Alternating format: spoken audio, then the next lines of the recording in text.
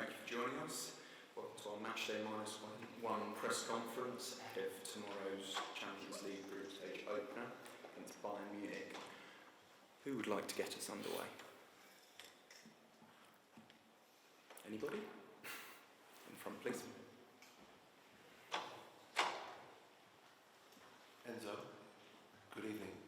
In terms of the actual squad, with the Champions League, you're relatively inexperienced with the Champions League. However, obviously with your European success last year and the Club World Cup as well, how do you marry up your expectations for this Champions League season? First of all, we are very happy to be in this competition. 1 year ago, we were playing Conference League playoff, so we are happy to be here. For sure, winning the Conference League and the Club World Cup help in different aspects. And then in terms of experience, I think all of us, when we start something, we are lack of experience, we have to start, and we're going to start tomorrow. Jack? Enzo, is there just down here, please? Is there a belief from your side and within the squad that you can really challenge and go on and win this competition this season? Well, first of all, you know already since last season that I always like to go game by game. You cannot think about the final or semi-final if you are not able to win games in the group stage. And it's the first thing. Tomorrow we have the first one against a fantastic team that probably is one of the 3-4 favorite in this competition. But we're gonna try to do our job in the best way. What did winning the Conference League and the Club World Cup, have you noticed the difference in the squad since you came back to that squad? Absolutely, yes. Yeah, when you win game, for sure help to improve confidence, to improve different things, different aspects. Knowing that every game is different, every competition is different. And as I said, Bayern in this moment probably is one of the favorite one, but we're gonna try to do our best. Gary, just behind, please. Gary Goodrum. Obviously last season in the Conference League you were able a little bit to have almost two teams, a Premier League team and a Europe team. You won't be able to do that this time. So is it important you field your best possible 11, and will Cole Palmer start? We try every game, even against Brentford, we try with our best 11. Game by game you have to manage different problems. As I said in the last game, Cole was not fit 100% to play 90 minutes. Different players, they were out, Esteban for instance. So, and tomorrow we're gonna try to put our best 11 for tomorrow game. Cole 3 days ago he didn't play from the start because he was not able to do that. We see tomorrow. Jacob, just down here, please.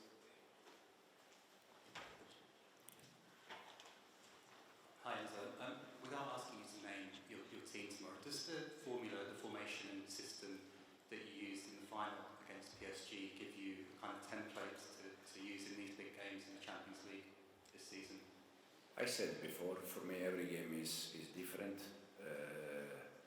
For that game against PSG, I think the first 11, the ones that they were inside second half, the plan, everything worked well. But tomorrow is completely different game, so I don't see any comparison between the two teams. Matt, just down here, please. Hi, Enzo. Can I just ask you how you feel about potentially going up against Nicholas Jackson tomorrow night? He's obviously on loan at Bayern, but he is still sort of a Chelsea player. And what do you think of that rule that on-loan players in Europe can play against their parent clubs? I said the other day, I'm grateful, thankful to Nico because if we achieve what we achieved last year is because all the players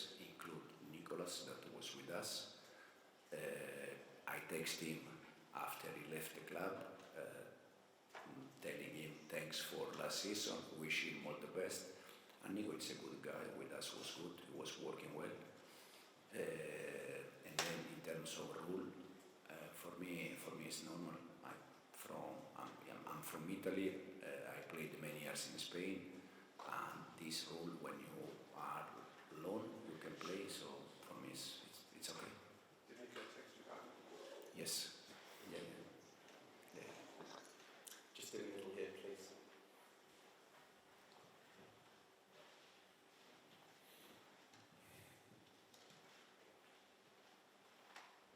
Hi, Mr. Maresca. Another question regarding Nico Jackson. You said that you are thankful. Could you explain why you didn't count on him for this new season and why you decided to let him join Bayern? Because we bought two strikers, Lian Delap and Joao Pedro, and I think with two strikers it's a good number, it's enough, and this is the reason why. Kieran, just down here, please. White t-shirt. Hi Enzo, how are you? You used Philip Jorgensen in Europe last season. Are you willing to tell us which goal are you going to go with in the Champions League this season and explain the reason why? Tomorrow Robbie will start, but for sure with the amount of games that we have, Philip is going to play games in the Premier League, in the Champions League, in the FA Cup, in the Carabao. We have so many games that for sure Robert cannot play all of them. Nizar, just down the bottom here, please. Enzo, you did a great job rotating your squad last season, but is it a bit different when you're rotating your squad now to the Champions League because the level is so much higher? And is that a personal challenge for you this season? Is success and failure going to be dependent on how well you do that in all the competitions? It helps a lot if you are able to rotate players, especially probably at the beginning of the season. Okay, you can probably go with the same, and then it's a long season, many games, so I think you have to do that because you have also saved players, avoid injury, but it's something that is dictated game by game. It's not something that you can plan, because probably you plan something and then any problem or any injury is not possible. So we're gonna try to rotate player, knowing that as you said, the Champions League is a bit different from last season competition. And one in the middle here, please.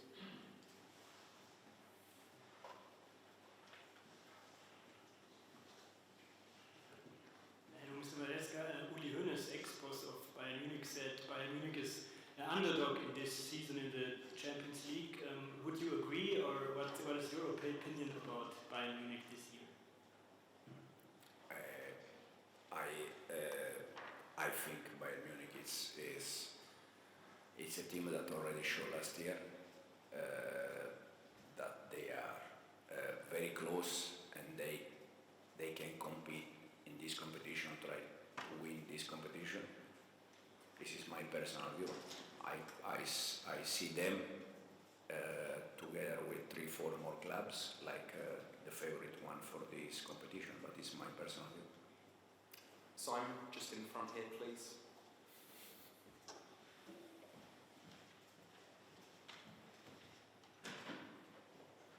Hi Enzo.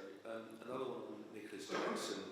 Vincent Kompany earlier said that he has had a conversation with Nicholas about the way Chelsea play. Obviously he knows the way you like to set things up and tactics and so on. Is there any concern that Nicholas can obviously give Bayern the lowdown? And second, just to confirm that your relationship with Jackson is good, because there's been some quotes out there today that perhaps it's not the best relationship.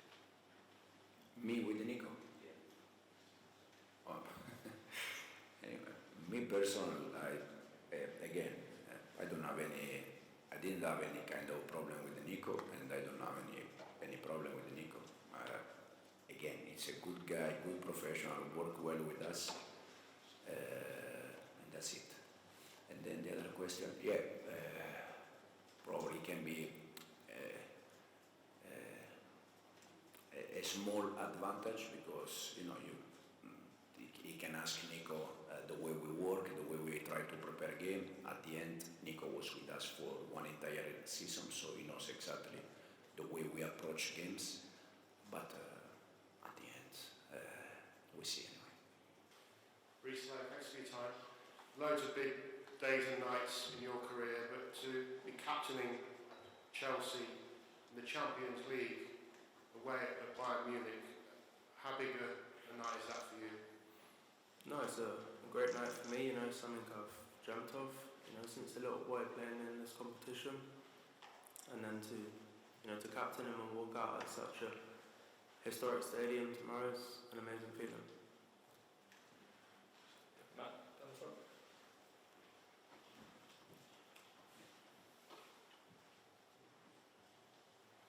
Hello, Reece.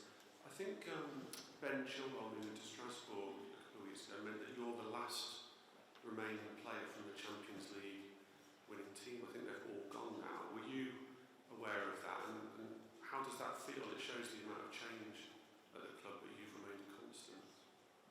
Yeah, I was aware. Over the years they've slowly started to go and to leave the club. And it's obviously difficult, the club's had lots of change, but I wouldn't necessarily say it's a bad thing, if you look at last season, we qualified for this competition and we, went on to achieve 2 trophies. So I'll definitely say, with all the change, we started probably slow, but last season, I think we come on leaps and bounds. Do you have like a WhatsApp group of the Champions League winning team? Do you all have something special that ties you together to keep in touch or anything? No, there's no WhatsApp group, but it's always special when we cross paths and see each other. Simon? Back on the front.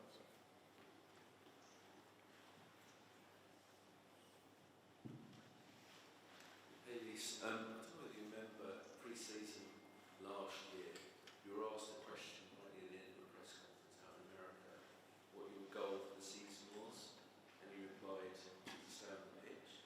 I think it was in reference to your injury issues possibly.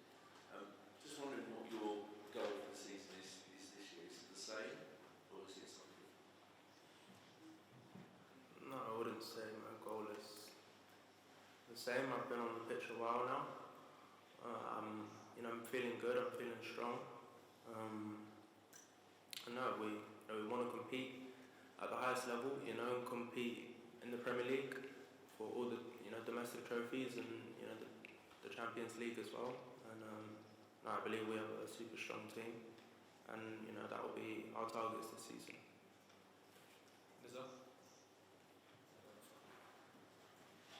Hi Reece. I wanted to ask you how strange or interesting is it going to be facing Nicholas Jackson again? He might be kind of directly up against you at times as well. So how will that feel, and what kind of player was he for Chelsea, and what kind of player will he be for Bayern? I know Nicholas really well. He's an amazing player. Playing against him will be tough, but on the other hand, it will also help me out. I kind of know how he plays. Jacob. Hi, Reece. Given what you did in the final against PSG, do you think that this team is capable of doing what you did back in 2021 and win this competition? No, I think it's the start of a new season. It's still early. But no, I have no doubts in the club and the team's ability to go on to compete against the best teams in Europe and in the world. And we will take that week by week, game by game, and see where we come at the end of the season.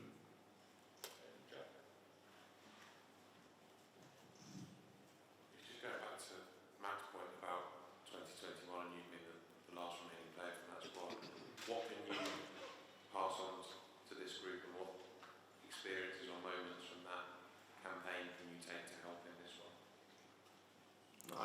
probably more to take in the campaigns which we got knocked out in last 16, last 8. I find you learn more when you don't come out on top. I played against these in 2019, I think, or 2020, and they destroyed us, in other words. Days like that we learn a lot, and nights like that will help me, going into tomorrow's game. Just following up on Nicholas, were you surprised to see him leave this summer, and do you think he's been missed or will be missed? Yeah, I was surprised. I didn't expect it to go, but yeah, I think the player wanted a solution, and the club maybe wanted a solution as well. I'm not really sure how the whole situation came about, but no, he's an amazing player. Bayern have got a super good number 9 in him, and no, I wish him the best. Just not tomorrow night. Perfect. Thanks all. Thank you.